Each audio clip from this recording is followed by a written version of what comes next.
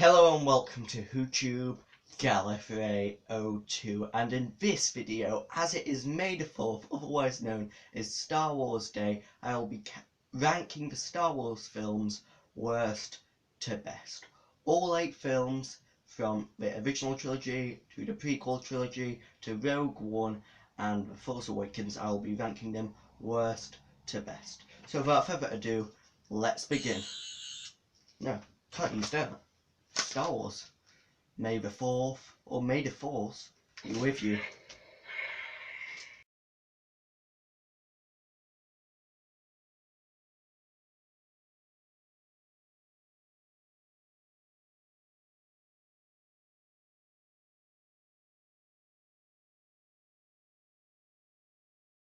So yes, I'm going to give you 5 seconds to guess which film comes in at number 8, my worst Star Wars film out of the lot.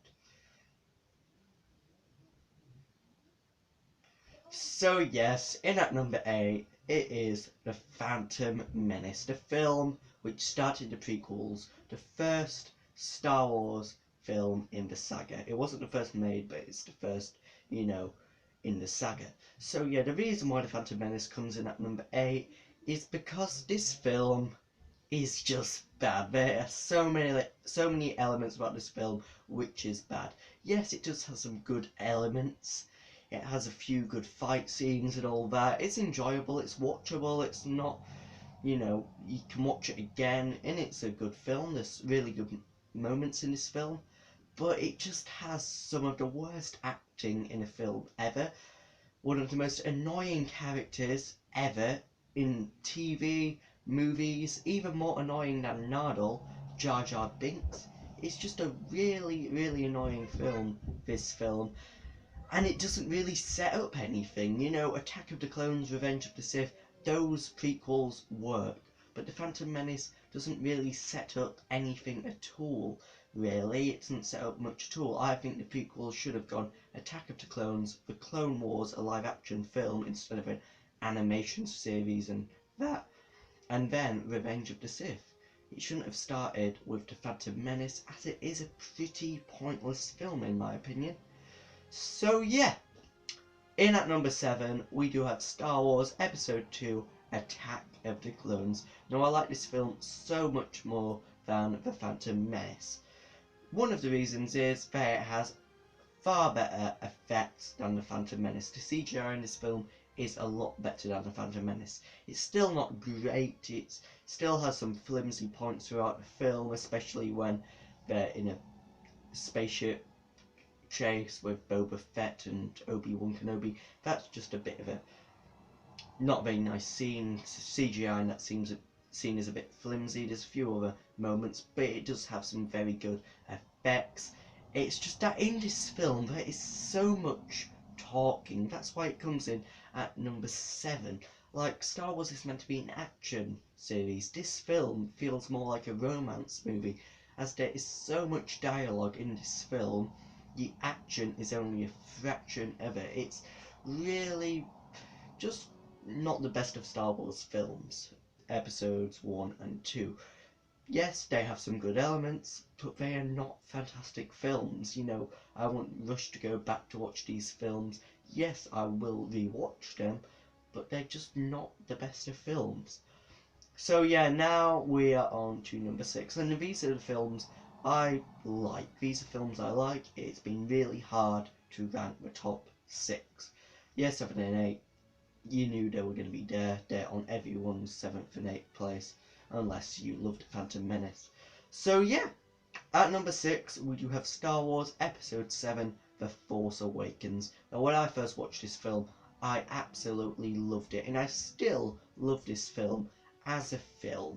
It has an amazing plot, it has amazing characters, it has amazing scenes, but just what lets this film down is it is a complete remake of Star Wars Episode 4, A New Hope. Every single element of this film is pretty much remade from the original Star Wars film. Every single thing is pretty much remade. They have a bigger Death Star, they enhance the fight scenes a bit more. It's all enhanced from the original film.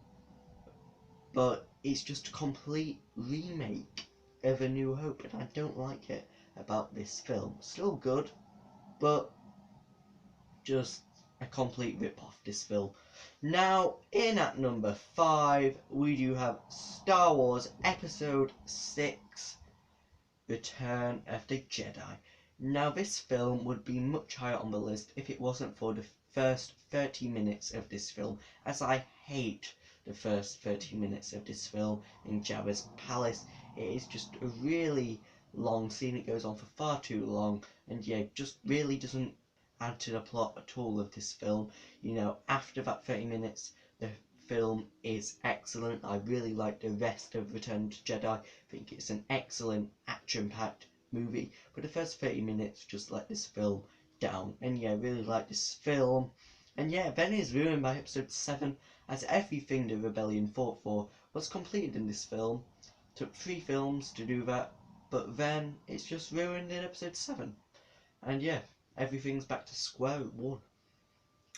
Now, at number 4, we do have Star Wars Episode 3, Revenge of the Sith. Now, I know what you're thinking, why has a prequel film beaten an original film? Well, I do think Episode 3 is better than Episode 6. Now, there's a lot of reasons why. This film sets up so much, and is by far my favourite of the prequel trilogy, as it actually adds something. It sets up to the original trilogy. You know, you have everything in this film.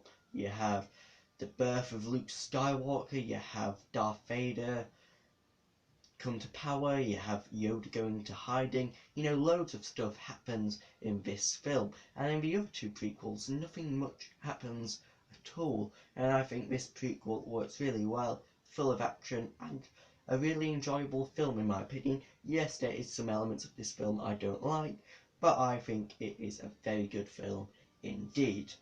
Now we are on to the top 3. Now at number 3 we do have the Star Wars film which started it all, Star Wars Episode 4, A New Hope. Now A New Hope is an absolutely astonishing film. There is so much good things which go into this film. This is the action film which started all action films. This kicked off every single action film and sparked a lot of sci-fi.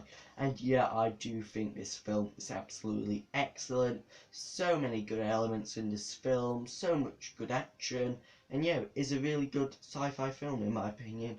And yeah, it works really well in the Star Wars franchise, and that's why it's earned its place at number 3. Now at number 2, we do have a film which came out only last year. This is Rogue One, A Star Wars Story. Now a lot of people say this isn't an actual Star Wars film. I think it is the most important Star Wars film, as it fills in such a big plot hole, and a really brilliant plot hole in my opinion. How the Death Star plans got to the rebels. I think this story is told very well indeed. Full of action, this film, full of really good dialogue, a lot better than the prequels, and yeah, just a really good film in my opinion.